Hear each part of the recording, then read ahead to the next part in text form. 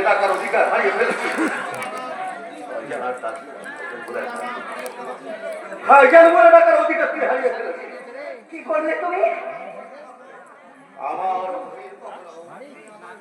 বেয়াদব হয়ে বেইজ্জতের কথা আমার এক বেতনভোগী কর্মচারীর সঙ্গে আশ্রয় করতে পারে না।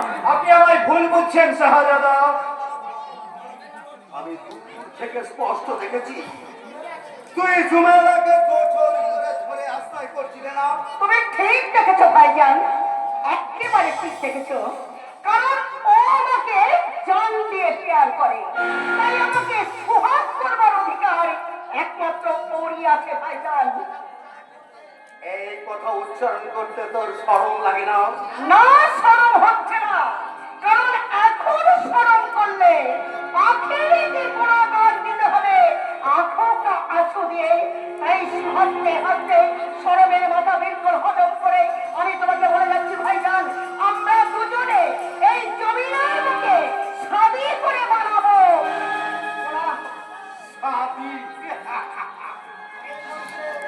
এই মন্দিরে যাকে ইনকার করে যাকে ইনকার করে তাকে করবে তুই সাথী। হ্যাঁ, দরদ পাবে, ও হবে তোমার মেহমান দুলাভাই।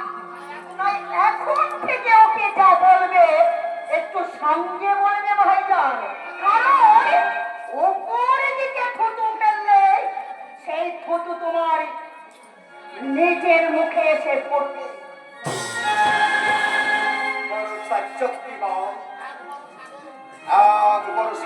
আমার সামনে দাঁড়িয়ে কথা বলতে ভয়ে দপ্তর করে কাঁপত, সে সাহস পেল কোথা থেকে? আপনাদের ঘৃণা আর অবজ্ঞায় ওর দুঃসাহসের দরজা খুলে দিয়েছি।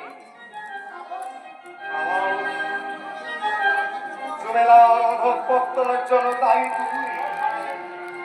ফসলে কৌশলে আমার এই বংশের মান ইজ্জত তুই ধুলোয় মিলিয়ে দিয়েছি। ওই জুমেলার আঙুর মেধাবেগ দেহটাকে নিয়ে তুই খেলা করতে চাও? না না, আপনি আমায় ভুল বুঝছেন শাহজাদা। অভিনয় করে তুই ভাইজানকে ভোলাতে চাও, কিন্তু আমাকে ভোলাতে পারবি না বেয়াদব। ওই মহামণির ইজ্জত রক্ষা করতে আমি তোকে কেটে টুকরো করে দেব। শাহজাদা, তামাম ইসলাম ধর্ম রক্ষা করতে তোকে আজ আমি কুত্তার লাঠি কাটবো।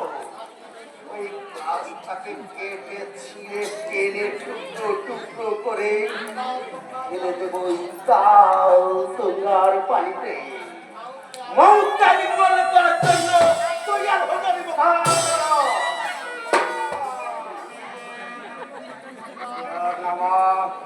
নামা বলছি, কানালে পিস্তলের গুলিতে তোর সাইকারি ভরা মাথাটা আমি আসমান উড়িয়ে দেবো।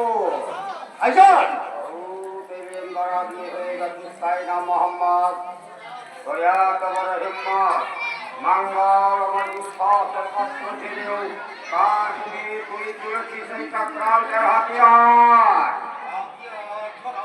আমাদের আছে ভয়জান, যার হাতে হাতিয়ার বানাই তাকেই তো তুমি তুলে দিয়েছ বাহুমনির সুখ দুঃখের চাবি কাঠি।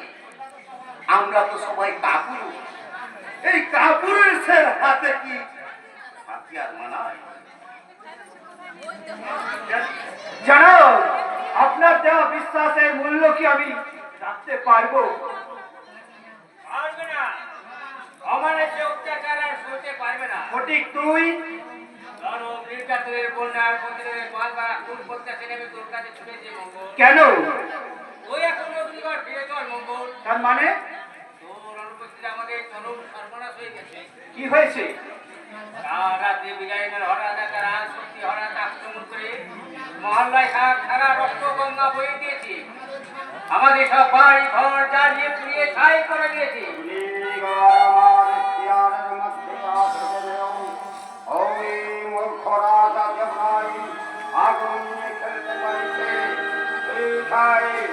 আমি মঙ্গল তৈয়ার হলো, আমি যাবো অগ্নিগড়ে।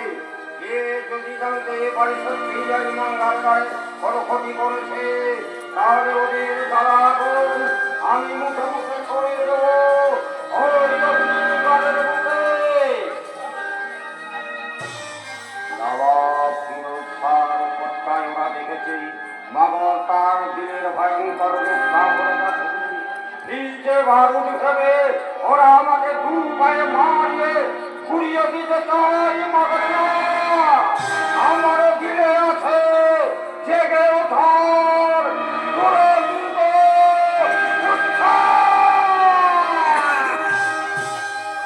চলে উঠতে হবে, আমাদের নিরাপত্তা অর্জনে চলে উঠতে হবে, চলে উঠতে হবে। মঙ্গল আমাকে মহাদুর্গে আমি গিয়ে তোদের পাশে দাঁড়াতে পারবো না মঙ্গল, তুই গিয়ে দাদুকে বলিস আমাদের পৃথিবী সৌভাগ্যের স্বর্ণ শিখর ওঠে। মঙ্গল আমাকে ভুলে গেছে। না না ভুলিনি, সব চলে গেল। যাক, আমাকে ভুলে দিতে চলে গেল।